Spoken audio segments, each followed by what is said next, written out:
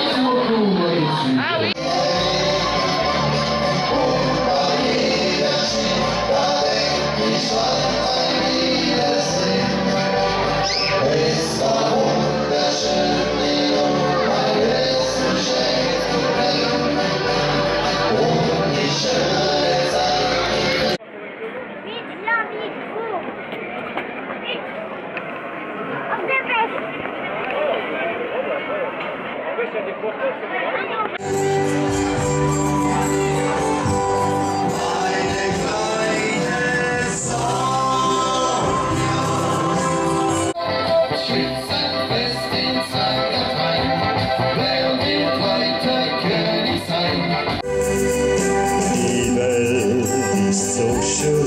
Seit wir zwei uns das Glück, das man gibt, kommt zurück, wenn man liebt, kleine Sonja. Sierra, Sierra.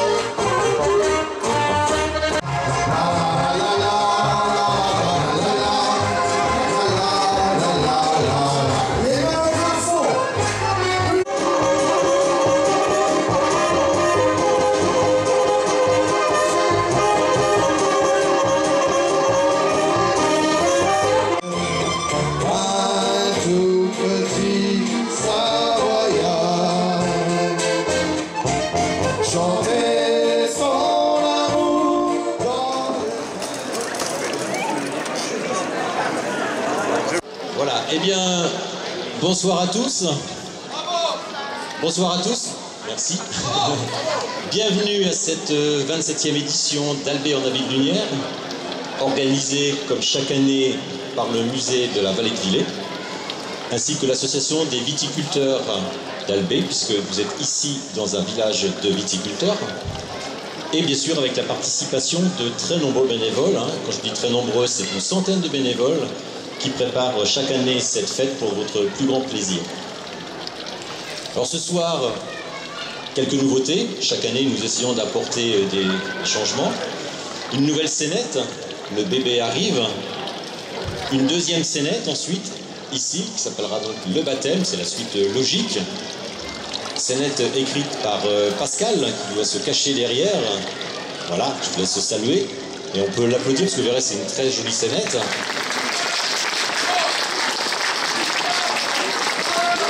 Vous retrouverez bien sûr les scénettes qui ont fait à la demande générale le succès de l'édition précédente. Je veux parler des impôts et d'autre part des cordons de la bourse. Il est question de beaucoup d'argent ici. Scénette écrite par Sophie. Sophie.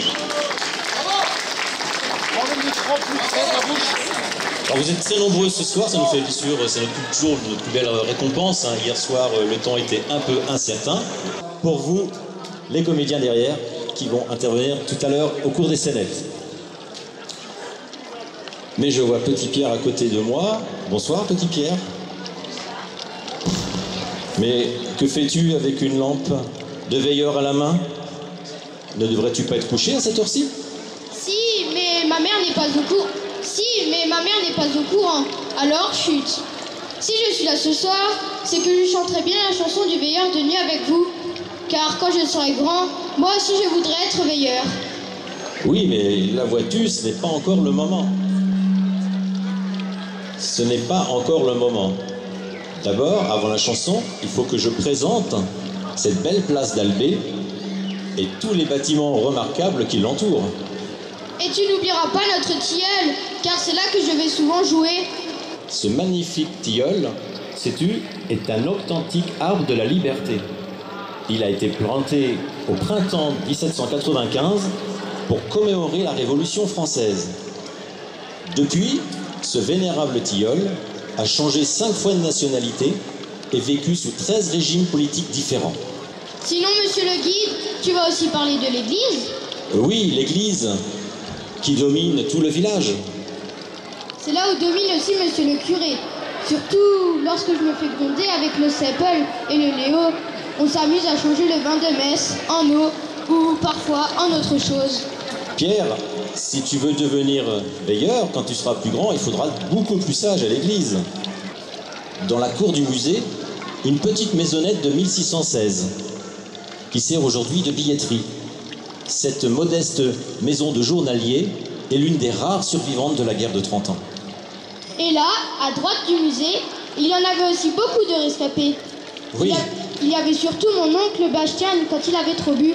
Et oui, c'est l'ancien corps de garde. Ce petit bâtiment servait autrefois de prison. C'est là également que le veilleur venait se reposer et se réchauffer l'hiver entre deux tournées. Tournées au cours desquelles il ramassait bon nombre de personnes passablement éméchées. Si jamais je ne fais pas veilleur de nuit quand je serai grand, je ferai bien maire. Ça, c'est un vrai métier, maire. Mais au fait, où est la mairie? La mairie se tient en bas de la place, sous le regard de l'église, juste devant toi. Et juste à côté, ce curieux petit pavillon de grès de 1873, surmonté d'une toiture d'ardoise à la mansarde. Jusqu'en 1972, il servait de mairie et de dépôt d'incendie. Tu vois encore la grande porte qui se permettait d'accéder à la pompe à bras. Le premier étage, quant à lui, à cette époque, servait de logement de fonction au veilleur et à sa famille. Car sais-tu que la fonction de veilleur de nuit n'a été abrogée à Albé qu'en 1911, il n'y a pas si longtemps que ça. Finalement, je préfère être veilleur de nuit. Comme ça, avec ma filleule, on aura tout de suite une maison ensemble. Dis, c'est quand qu'on chante la chanson du veilleur de nuit? Eh bien, normalement, lorsque la cloche va sonner 10 heures. Et je suis certain que quand tu seras plus grand, tu feras un formidable veilleur. Et je suis aussi également certain que maintenant, tout le monde va t'applaudir très fort.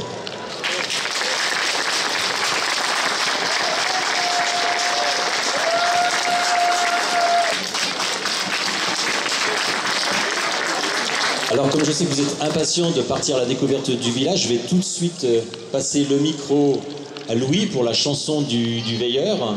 Louis, si tu es parmi nous, oui, voilà. Donc, Louis, tout le monde bien sûr connaît Louis puisqu'il a officié ici pendant de nombreuses années à ma place. Il a été guide, c'est notre maître à tous, il nous a tout appris. C'est l'éloquence même, un vrai Cicéron. Merci Jérôme. Il a peur que je sois au chômage et il fait toujours appel à moi pour la chanson du veilleur parce que ça faisait partie effectivement des veilleurs de nuit, de passer dans les différents quartiers et d'annoncer l'heure afin qu'on prenne toutes les précautions pour qu'il n'y ait plus de feu allumé. C'était trop dangereux et trop grave que d'avoir un incendie. Alors donc, il chantait la chanson du veilleur pour qu'on éteigne le feu et la chandelle. Et il y avait une journée dans l'année où bien on avait le droit de garder le feu dans la maison, dans la cheminée. C'était dans la nuit de Noël. Parce que là, eh bien, il y avait toujours quelqu'un qui restait debout pour veiller. Il y avait d'autres qui allaient à la messe de minuit, mais on veillait pratiquement toute la nuit.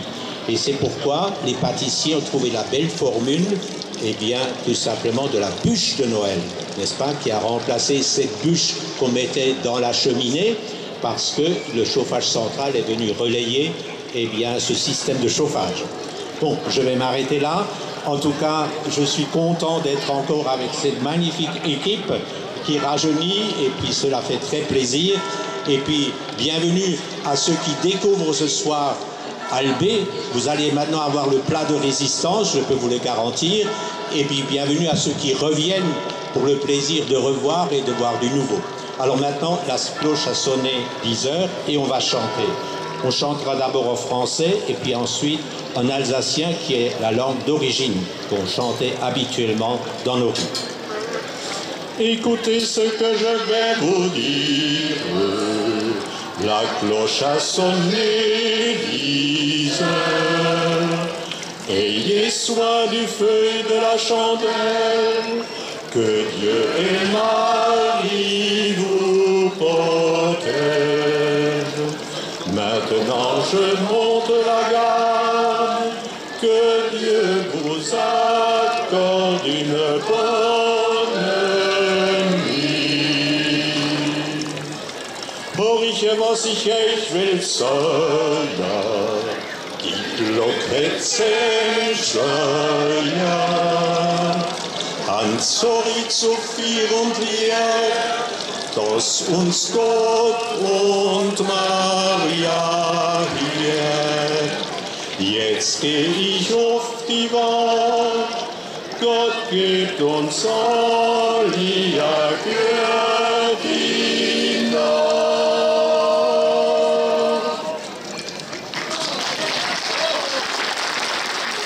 Vous accompagnez Mirabel. Donc le veilleur, le costume traditionnel avec la lanterne. Voilà, tu ne brûles pas comme la semaine dernière. La corne de brume. La pèlerine, parce qu'il fait quand même très froid. Je rappelle que le rôle du veilleur, en fait il y a deux rôles. Le rôle, en fait, il a un premier rôle de police en quelque sorte. Tout à l'heure, on parlait sur la place. Il était là pour veiller que tout se passe bien et, comme je le disais, ramasser les tenons qui étaient un petit peu éméchés pour les emmener dans le corps de garde, qui était en quelque sorte la cellule de déguisement. Et puis, il avait aussi, bien sûr, ce rôle de prévenir les incendies. Il passait dans les rues, il faisait des tournées. Et là, il invitait tout le monde, en effet, à éteindre du feu dans l'âtre, les bougies, etc. D'autant qu'ici, à Albé, on craignait énormément les incendies parce qu'on a un très mauvais souvenir. En 1575, pratiquement les trois quarts du village a été détruit. Donc ça, c'est resté vraiment dans la mémoire collective. On était très attentifs. Voilà, donc c'était une véritable fonction. Vous êtes très nombreux ce soir, mais il y a encore des places devant. Dommage. Voilà. Donc nous voici ici donc devant un point important de tout village, le point d'eau, la fontaine. Hein, autrefois, bien sûr, on n'avait pas l'eau courante. L'eau courante n'est arrivée ici dans le village qu'avec une conduite d'eau venant de Villers, et c'était en 1925. Hein, auparavant, on venait s'approvisionner en eau ici. Alors, bien sûr, l'eau, on la stockait. Hein, on disposait pour ça, dans chaque foyer, d'un réservoir en cuivre, muni d'un robinet, on remplissait et on puisait l'eau de cette façon. Aujourd'hui, donc c'est une vraie contrainte, hein, bien sûr. Aujourd'hui, avec l'eau courante, c'est tellement facile. L'eau a toujours été important, bien sûr, dans tout village. D'ailleurs, aucun village n'existe sans point d'eau. Ça, c'est la première chose que l'on recherchait avant de s'établir et progressivement d'avoir un hameau et un village. Alors, qui dit point d'eau, dit également souvent lavandière. Donc ce soir, je vais vous laisser en leur compagnie. Vous allez voir, vous allez à la rencontre de 3 lavandières qui sont hautes en couleur. Et on se retrouve nous tout de suite après la scénette pour commencer donc quelques explications sur ce patrimoine exceptionnel que l'on a ici conservé à Albé. Qu'est-ce que j'ai mal au dos à être penché sur cette fontaine, toujours à faire ce linge là, ça me tire. J'aurais bien bu une petite goutte là, ça me soulagerait. Bah écoute, t'as pas de chance parce que j'ai rien ramené ce matin. Hein. Enfin, je me demande bien ce qu'elle fait avec mon savon, mais elle se lave jamais. Quand même, Marguerite, là tu exagères, hein? Ouais, t'exagères. On pourrait t'entendre, hein? Qui est m'entendre? T'as jamais vu toutes les mouches qui lui tournent autour? C'est simple, on dirait une vache dans un pré. Oh, Marguerite! Mais t'as jamais... En même temps, en plus, les vaches, elles, au moins, elles ont une queue pour s'en débarrasser des mouches. Bonjour mesdames! Bonjour, salut Joséphine! Bonjour Joséphine. Alors, tu viens faire ta lessive du printemps peut-être? J'aimerais bien, mais là vous prenez toute la place, alors je peux même pas commencer mon ouvrage là. Elle est chaude quand même aujourd'hui, hein? Chaude? Hein? Vous en pensez quoi?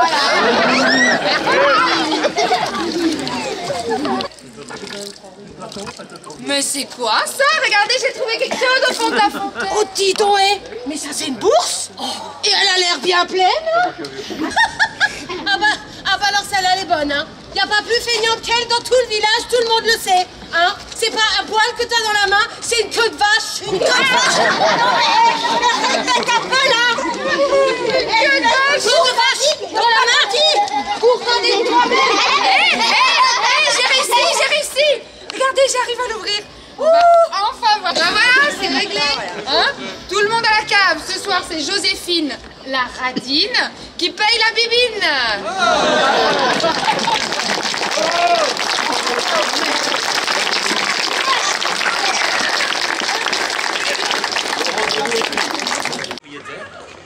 pour ceux qui étaient beaucoup plus riches, le nom gravé en entier.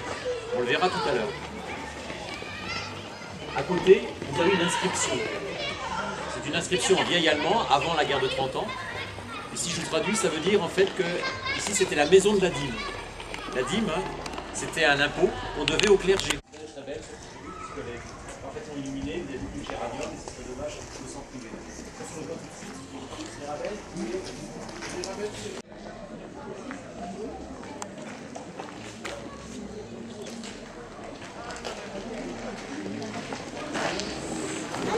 750, les initiales des propriétaires de chaque côté. Et puis dans ce cartouche à palme, très beau, vous avez un petit symbole en fait qui, alors il n'est pas évident à deviner, en fait ça représente un instrument qui permet de mesurer le taux d'alcool. Donc en fait on est en présence de la maison d'un distillateur. Il y en a plusieurs dans le village.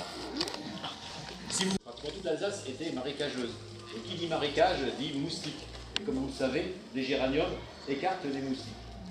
Donc toute cette tradition qui s'est perpétuée jusqu'à nos jours. Alors maintenant on va redescendre tout doucement la rue des Jardins. On va suivre Mirabel. Tu sais, la main avec laquelle tu écris. Ok, hein, pas à gauche comme hier soir. C'est bon? Vous me surveillez hein, parce que sinon on va se retrouver à l'île. Ici à Albé qu'on a ce type de maison. Ce type d'habitat en fait il a une particularité, c'est qu'il est très fonctionnel. On peut le découper en 3 parties. Le rez-de-chaussée en fait est entièrement dédié à la production. Et là on voit tout de suite que là la richesse elle est là. Hein, je vous rappelle que en fait Albé c'est un village de viticulteurs de tout temps. Ça a été toujours le principal revenu. Albé est le seul village aujourd'hui de la vallée à avoir l'AOC. On exploite aujourd'hui 70 hectares de vignes. Avec une spécialité, le pinot noir. Je vous invite à déguster bien sûr si ce n'est pas encore le cas. Puisque le pinot noir, en fait, c'est un cépage qui se complaît parfaitement dans le terrain un peu schisteux que l'on a ici dans la région. Sur la clé de voûte, des inscriptions. L'année de construction, 1717. 1717, je dirais que c'est une grande année. C'est l'année où on a construit le plus de maisons ici à Albé. Alors c'est plus Louis XIV, hein, c'est pas encore Louis XV, c'est la Régence. Mais peu importe, c'est vraiment le début, parce que la fin du siècle de Louis XIV était un petit peu difficile. À partir de cette période-là, vraiment, ça va aller de mieux en mieux dans le royaume de France. 1717. Sur le côté, au centre, pardon, vous avez donc un cartouche avec les initiales des propriétaires. Et puis deux symboles. Deux symboles qui représentent les activités professionnelles du propriétaire, comme je l'ai dit tout à l'heure. Le premier, je pense qu'il est assez simple à deviner, c'est une serpette. Donc ça c'est l'outil traditionnel du vigneron, donc on est bien en présence ici de la maison d'un vigneron viticulteur. Le deuxième, une espèce de petite flèche qui pointe vers le bas, ça symbolise en fait un soc de charrue. C'était aussi donc un cultivateur. Donc ça c'est très fréquent. Remarquez également cet astucieux système de ventilation. Là je vais essayer de manœuvrer. Hop, j'arrive à me faufiler, oui. Hein, voilà. Qui permet en fait de réguler la température de la cave. Pierre coulissante, voilà. Alors ça c'est pas propre à Albé, si vous allez sur la route des vins, vous verrez souvent dans les villages ce type de dispositif. En tout cas c'est d'origine, garantie immisable. Si vous élevez votre regard, vous arrivez donc au premier étage. Le premier étage est entièrement dédié au logis. C'est là que le propriétaire et sa famille habitaient. Si on élève le regard vraiment tout en haut sur la maison, vous arrivez à la troisième partie de la maison qui est dédiée à la conservation, avec ici donc cette belle galerie à pans de bois en encorbellement, c'est-à-dire en avancée, soutenue par des aisseliers, hein, ici torsadés, hein, petite fantaisie. Donc à l'époque, le conduit de cheminée qui partait de la cuisine s'arrêtait au niveau du grenier. La fumée se répandait dans le grenier, sortait par le toit en chaume, parce qu'à l'époque c'était du chaume, hein, la tuile est arrivée beaucoup plus tard, hein, au 19e siècle, et encore au début pour ceux qui avaient les moyens. Donc la fumée en fait permettait d'abord de fumer, parce qu'on en profitait pour fumer éventuellement des viandes, et puis ensuite surtout permettait en effet de traiter la charpente et de traiter le chaume.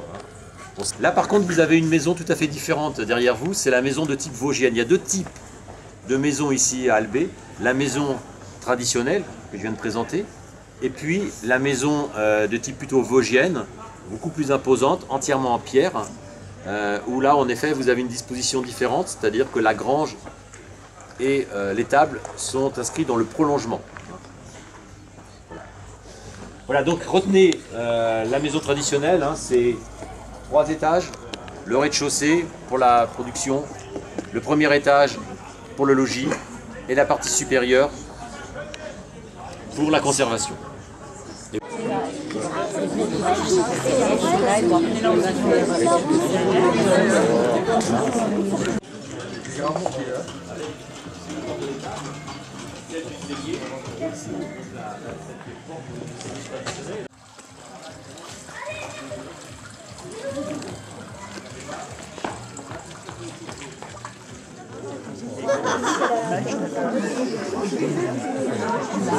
Vous l'avez pas vu? Hey, bonsoir Isidore. Bonsoir monsieur le guide. Vous l'avez pas vu? Mais c'est quoi tout ce raffut? Ah bonsoir monsieur le guide. Bonsoir Sébastien. Bonsoir messieurs dames. Bonsoir.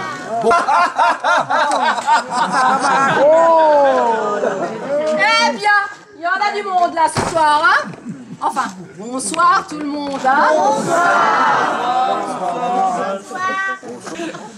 Et si c'était une fille, comme moi, hein? Mais Barbara, on en a déjà parlé. On a choisi que des prénoms de garçons. Et je suis tombé d'accord avec moi-même. On pourrait choisir un Didier. Encore un? Déjà dans l'autre groupe, il y avait un Didier. Jean! Attends, ou peut-être un Alphonse, comme monsieur. Jean Vandelin Alphonse. Oh, diantre que c'est laid. C'est les gueux qui s'appellent comme ça. Oh, mais qu'est-ce qui m'arrive? Bon, pointu ou pas, ça, c'est les premières contractions. Il n'y a pas de doute. C'est comme m'a dit ma mère, tu verras, c'est pareil, comme chez Marguerite. Quoi? Marguerite? Votre vache? Ah, alors si c'est comme la Marguerite, moi je compte prévenir monsieur le curé des premières contradictions.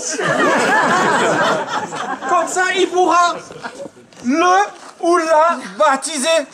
D'ailleurs, c'est pour ça qu'ils m'ont envoyé, parce qu'il va être là, sinon, pif paf Isidore. Ouais, bah pif paf Isidore, hein, on dit pas contradiction, hein, mais on dit contraction.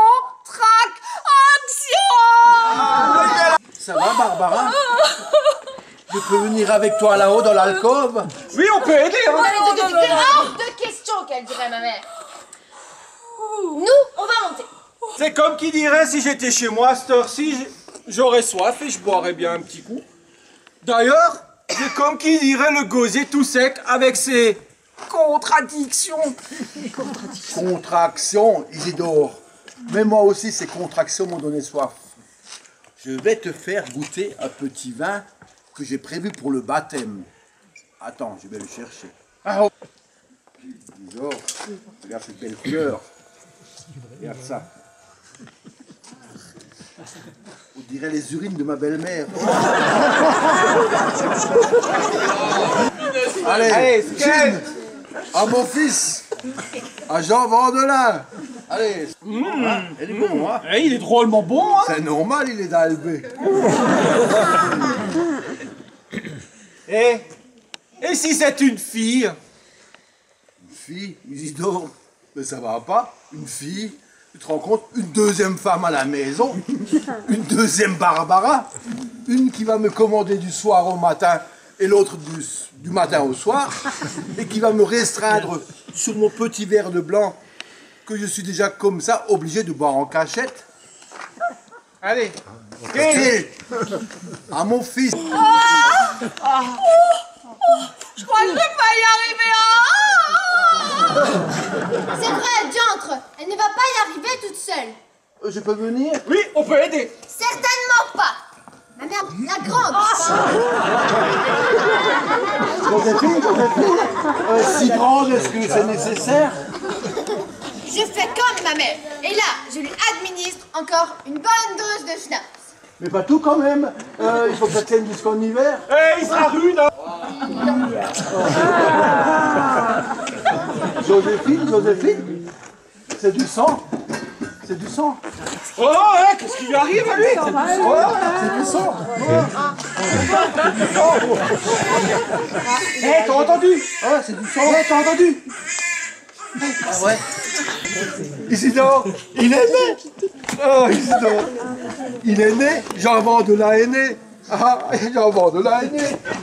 J'en vends de la haine. J'en vends de la. Oh, il est. J'en vends de la. Il est là, il est bien vivant, bien potelé, bien proportionné comme toi. Hein. Bon, un détail près. Hein. C'est quoi? C'est Elisabeth. Qu'est-ce qu'elle a dit? C'est ta fille. T'as une fille. C'est quoi? Une fille? Une fille? Je suis papa d'une fille. Je suis papa d'une fille. Je suis papa d'une fille.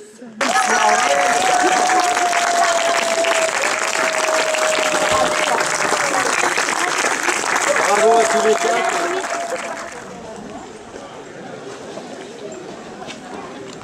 Fini les vendanges. Peu de raisins cette année. Parce qu'après avoir trimé pendant 2 semaines, il faut maintenant passer chez les vautours qui vont encore tout nous prendre. Ah mais poussez-vous les bouseux là. En plus ça sent. Tu m'as bien ramené là tout au raisin. Vous me traiteriez de voleuse? En quelque sorte. Bon, c'est vrai que ça m'est déjà passé par la tête, mais je sais que vous envoyez vos sales corbeaux là, les veilleurs de nuit fouiller chez les honnêtes gens. Alors, oh ben on va être au grand complet, voilà le 2e vautour. Bonsoir. J'espère qu'il y aura autant de monde demain matin à la messe. De ça, je dois écouter ces 2 pillards cupides se disputer pour une partie de ma récolte. Mais décidez-vous, messieurs, qui donc me dépouillera en premier? Eh ben moi, hein. Puisque notre cher curé a fait vœu d'abstinence, moi Marie, moi je veux bien te dépouiller. Ya. Et celle-là, vous l'aurez pas volée. Seigneur, regardez-moi ce maire rempli de luxure et qui n'ira pas au paradis, hein, à force de penser à la fornication comme un diable. Et je m'emporte. Parlons de vin, parlons-en, hein. Je ne suis pas sûr que l'autre là-haut, le Seigneur, il préconise à monsieur le curé de consommer 5 bouteilles de vin de messe chaque dimanche. Yaya, c'est pour ça qu'il veut les meilleurs cépages. Hein? Seigneur, ne l'écoutez pas, il parle sous le coup de la colère. Quant à toi, je m'en vais te donner l'absolution. Mon père, attention, les mains sont faites pour bénir et pas pour frapper, hein. Tu as raison, Marie. Les mains sont faites pour bénir. Mais aussi vrai que je m'appelle Grosse Fousse. Et les pieds, tiens. Mais n'importe quoi, mais séparez-vous, voyons, séparez-vous. Monsieur le maire, vous devriez avoir honte. Doucement ma chérie, c'est du théâtre. Rattrape les manqués de la vie privée. Je vais tirer un peu plus fort de fait. Tout le village vous regarde. Oui. Vous croyez que vous donnez le bon exemple à vous bagarrer ainsi sous leurs yeux? Non. Vous voulez que l'on parle d'ordre et de justice? Oui, mais vite. Oui. Laissez traîner un peu. Et vous, ça vous fait... Là, c'est pas dans la vie privée, hein, mais je m'amuse. Vous pensez peut-être que le Seigneur ne peut pas vous voir, mais il vous observe et vous juge. Et maintenant, vous allez devoir vous confesser tous les deux. Maintenant, je ne veux plus vous voir.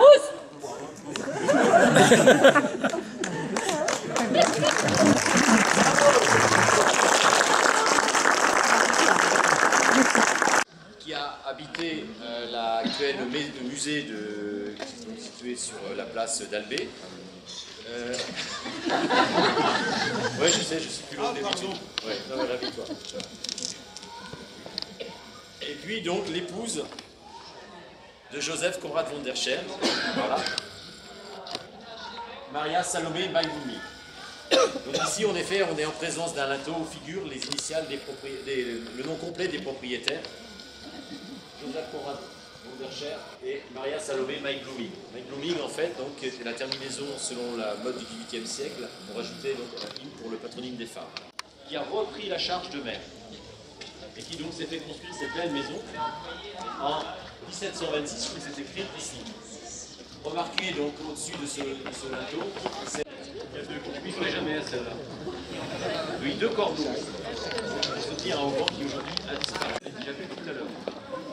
Et vous oubliez de parler, cher guide.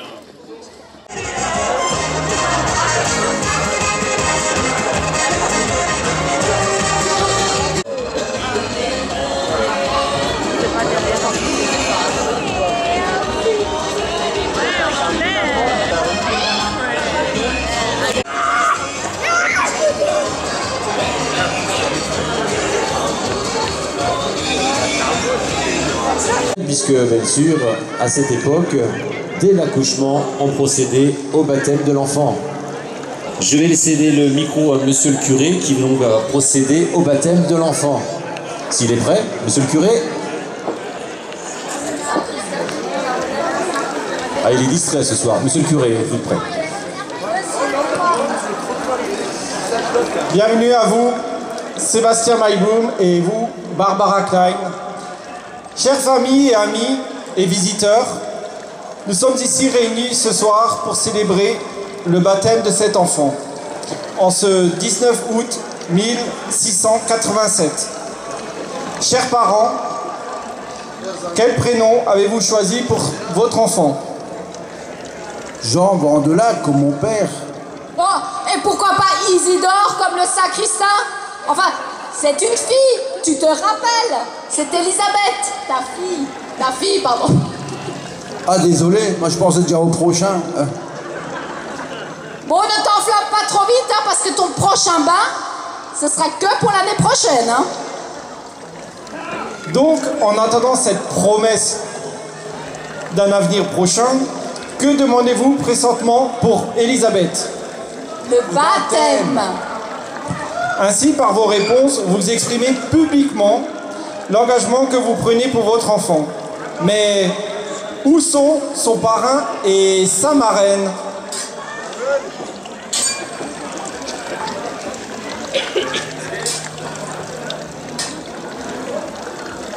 Oui, bien sûr, en ce jour exceptionnel, nous allons choisir un parrain et une marraine. Et cela, c'est Joséphine qui va s'en charger.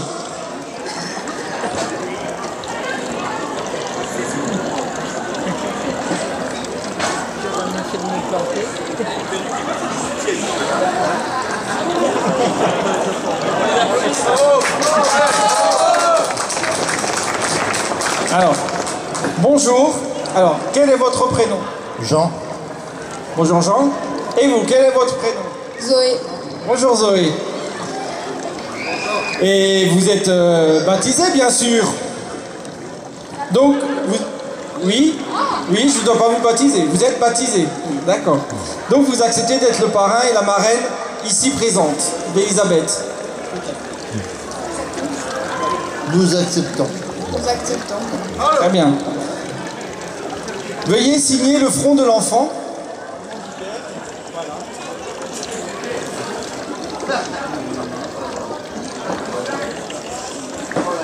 Et Barbara, veuillez donner l'enfant à la marraine. Donner, ça jamais. La prêter alors. La prêter, mais attention, hein. Mais pas trop longtemps. Le temps de l'approcher du baptistère.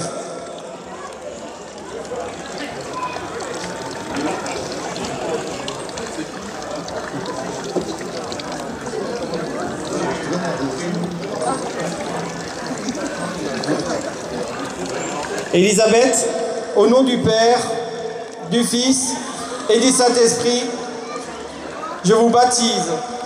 Alléluia! Et que la fête continue. Alléluia! Voilà, merci aux parrains, merci à la marraine. La fête continue en effet, et je laisse l'orchestre reprendre. Et il y a les dragées, donc Luna va distribuer les dragées, bien sûr, c'est un baptême. Merci.